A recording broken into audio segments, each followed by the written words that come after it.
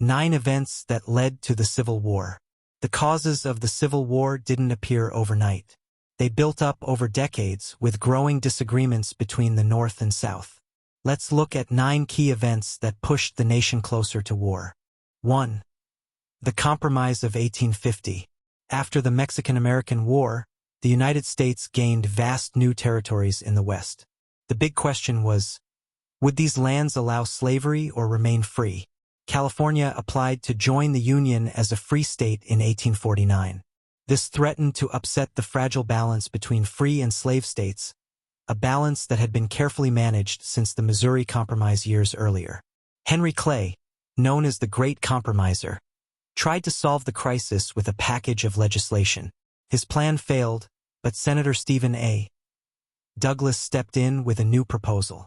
The Compromise of 1850 admitted California as a free state, created the territories of Utah and New Mexico with the right to decide on slavery themselves, set new boundaries for Texas, abolished the slave trade in Washington, D.C., and enforced stronger measures for capturing escaped slaves. While this compromise delayed the inevitable, it didn't resolve the deeper conflict. As historian Michael Green explains, they didn't really compromise. They just agreed to disagree. 2. The Fugitive Slave Act. One of the most controversial pieces of the Compromise of 1850 was the new Fugitive Slave Act. While an earlier law from 1793 had already allowed enslavers to reclaim people who escaped, the updated act went much further. It required all citizens, whether they supported slavery or not, to help capture runaway enslaved people. Those accused had no right to a jury trial, and federal commissioners were given financial incentives to rule in favor of enslavers. $10 if the person was returned, but only $5 if freed. This law outraged Northern abolitionists.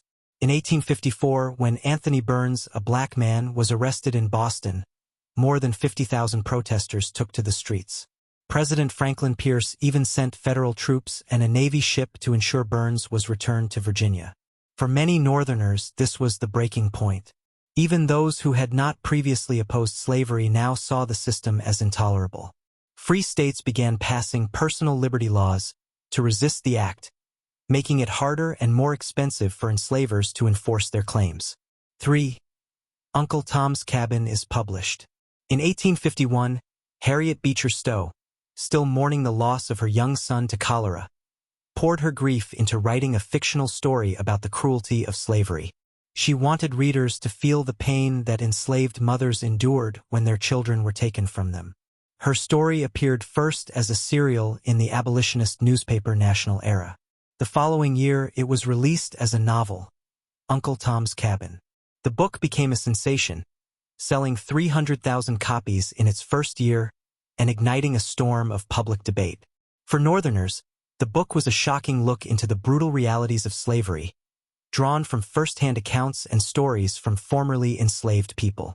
For Southerners, it felt like a direct attack on their way of life. They denounced the book loudly, fueling an even deeper divide between the regions. When Stowe visited the White House in 1862, President Abraham Lincoln is famously said to have greeted her with the words, "So this is the little lady who made this big war." The cultural earthquake sparked by Uncle Tom's Cabin was one of the most powerful causes of the Civil War, showing the North and South just how far apart they had grown. 4. The Kansas-Nebraska Act.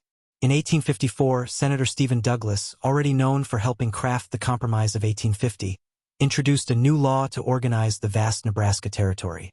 This area included not only present-day Nebraska but also Kansas, Montana, and the Dakotas. Douglas had a personal motive.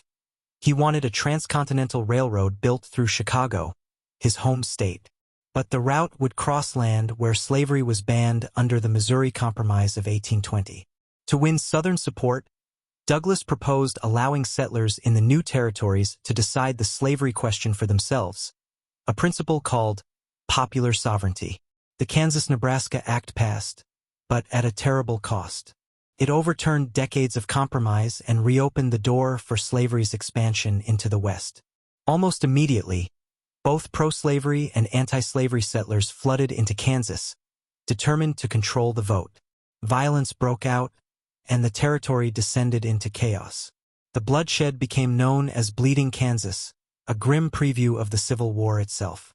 As historian George Phillips notes, the act destroyed a long-established political compromise on slavery in the West and deepened the nation's divisions beyond repair. 5. The Potawatomi Massacre. Among the anti-slavery settlers who moved to Kansas was John Brown, a radical abolitionist and religious zealot who had previously helped enslaved people escape via the Underground Railroad.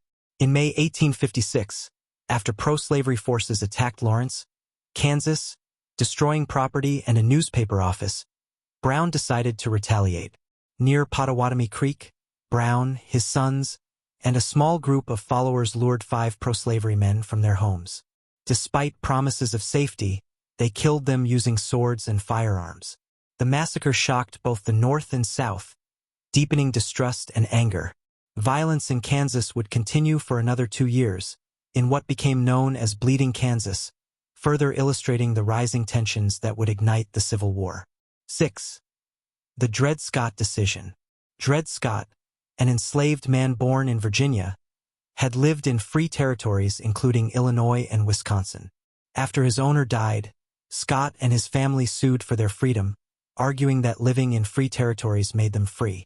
In 1857, the U.S. Supreme Court ruled against Scott.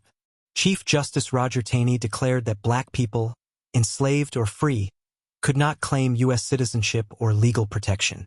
Scott remained legally considered property, no matter where he lived. This ruling made political compromise on slavery nearly impossible and fueled Northern outrage, marking another critical cause of the Civil War. 7. John Brown's raid on Harper's Ferry. Undeterred by earlier violence, John Brown planned an even larger attack to spark a slave uprising. In October 1859, he and 22 men seized the federal arsenal at Harper's Ferry in present-day West Virginia, capturing local citizens in the process. Soon, local militias counterattacked, and U.S. Marines under Colonel Robert E. Lee stormed the arsenal, killing several of Brown's men and capturing him. Tried for treason, murder, and inciting slave insurrection, Brown was hanged in December 1859. Although the raid failed to ignite the hoped-for rebellion, it further polarized the nation. Northern abolitionists hailed Brown as a martyr, while Southerners feared more attacks and began strengthening militias. Many historians view this raid as one of the first sparks of the Civil War. 8. The election of 1860. By the mid-1850s, Abraham Lincoln had gained national attention as a skilled critic of slavery, especially during debates with Senator Stephen Douglas. When the Republican Party nominated Lincoln for president in 1860, strategic advantages at the convention helped him secure the nomination. The general election reflected the country's deep divisions. Southern Democrats split their vote between 2 candidates, while Lincoln swept the North, Midwest, and key Western states. Winning with just 40% of the popular vote, Lincoln's election demonstrated that the South could no longer control national politics. For many Southern leaders, his victory was the final straw, setting the stage for secession and the Civil War. 9. The formation of the Confederacy. The election of Abraham Lincoln, the first U.S. president openly opposing the expansion of slavery, shocked Southern leaders. Many feared that, despite Lincoln's promises to protect their rights, he represented a Northern majority intent on limiting slavery. As historian Michael Green explains, their feeling is, no matter what Lincoln says about protecting our rights, he's not going to do that. We don't trust him. He's been elected by people who are out to get us. Less than 6 weeks after Lincoln's election, South Carolina held a secession convention. Around 60% of the 169 delegates were slave owners, and they voted unanimously to leave the Union. The announcement sparked celebrations with bonfires, parades, and ringing church bells. 5 more states, Mississippi, Florida, Alabama, Georgia, and Louisiana, soon followed. Delegates from these 6 states met in February 1861 to form the Confederate States of America, electing Jefferson Davis of Mississippi as their president. Texas joined in March. The conflict escalated in April 1861, when Confederate forces attacked Fort Sumter, prompting Lincoln to call for federal troops. This led 4 additional states, Virginia, Arkansas, North Carolina, and Tennessee, to secede and join the Confederacy. Ironically, by seceding, the South accelerated the demise of the very institution they aimed to protect.